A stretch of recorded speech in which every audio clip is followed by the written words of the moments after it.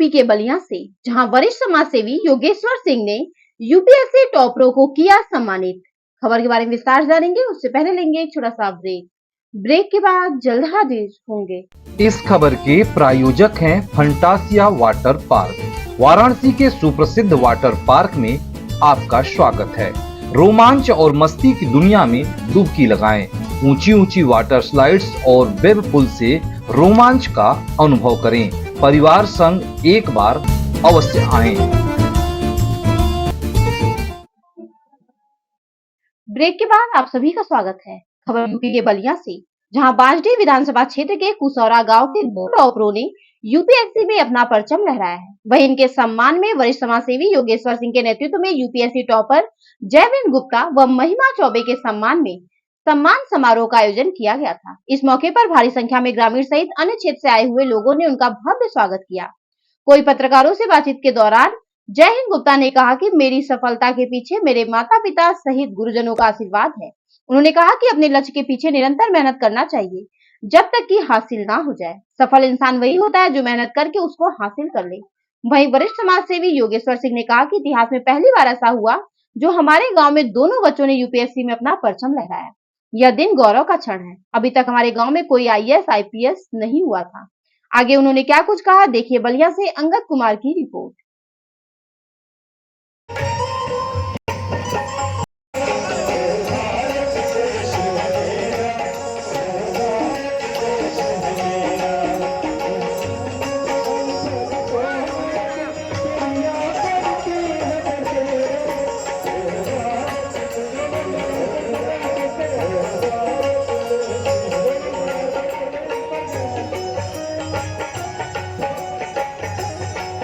हमारे गांव के लिए बहुत गौरव की बात है।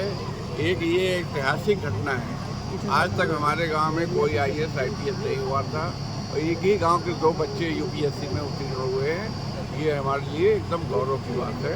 हम इसके सम्मान में यहाँ ये सम्मान है। ये आपके द्वारा देखा गया, जो भी आप क्षेत्र के लिए बिना किसी पद पर रहते हुए सेवा भी करते हैं और ये माना जाता है बहुत सारे लोग ये रोजगार भी देने का काम किए हैं, तो क्या कहेंगे? मैं व्यक्तिगत रूप से लोगों की मदद कर सकता हूँ, मैं करता हूँ।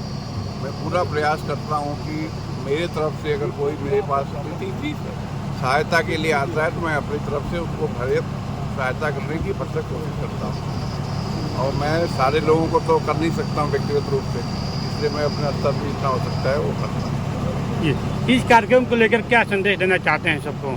मैं अपने बच्चे गाँव के और बलिया जिले के बच्चों को इससे सीख लेने की सबक को देता हूँ ताकि वो मेहनत से पढ़ें और इनका एक ही फर्ज होना चाहिए अपने माँ बाप की जो अपनी परेशानियाँ हैं उनको दूर करने के लिए अच्छी परीक्षाओं में सफल हो।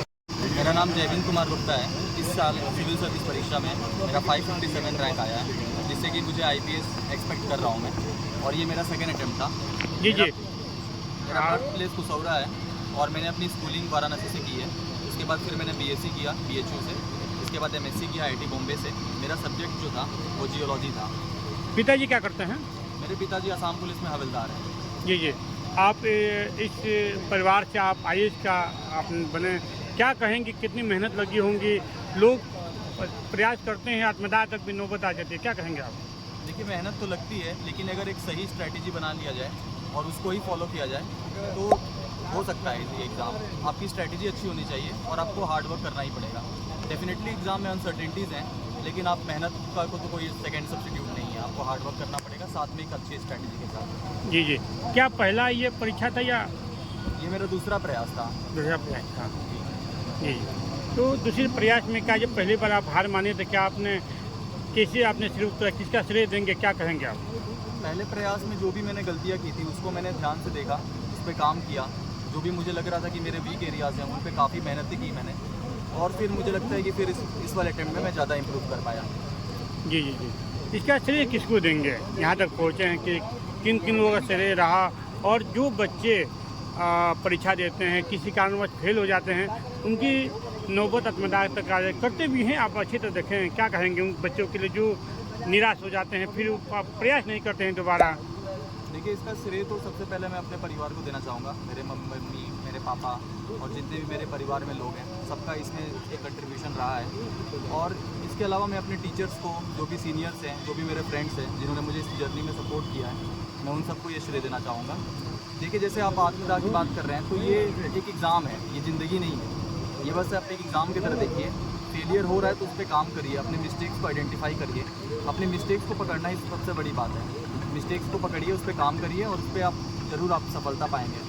अगर सफलता नहीं भी मिलती है तो आपको उदास नहीं होना है, क्योंकि आपको सीखने को बहुत कुछ मिलता है इस एग्ज़ाम से। तो उसको एक पॉजिटिव चीज़ की तरह देखना चाहिए, ना कि मतलब ये लाइफ बना लेना चाहिए इस एग्ज़ाम को। आपकी शिक्षा दीक्षा कहाँ से कहाँ हुआ है? मेरी शिक्षा में स्कूलिंग जो है, मैं क्लास 5 तक आसाम में पढ़ा था। उसके बाद क्लास 6 से लेकर 12 में सनबीम स्कूल लैटदारा वाराणसी से पढ़ा हूँ। उसके बाद फिर मैंने BSc किया बनारस हिंदू यूनिवर्सिटी से जियोलॉजी में। उसके बाद MSc किया मैंने IIT बॉम्बे से अप्लाइड जियोलॉजी में। तो ये मेरी शिक्षा थी। इसके बाद मैंने सिविल सर्विस परीक्षा के लिए बैठना शुरू किया। इस कामयाबी के बाद क्या संदेश देना चाहते हैं आप?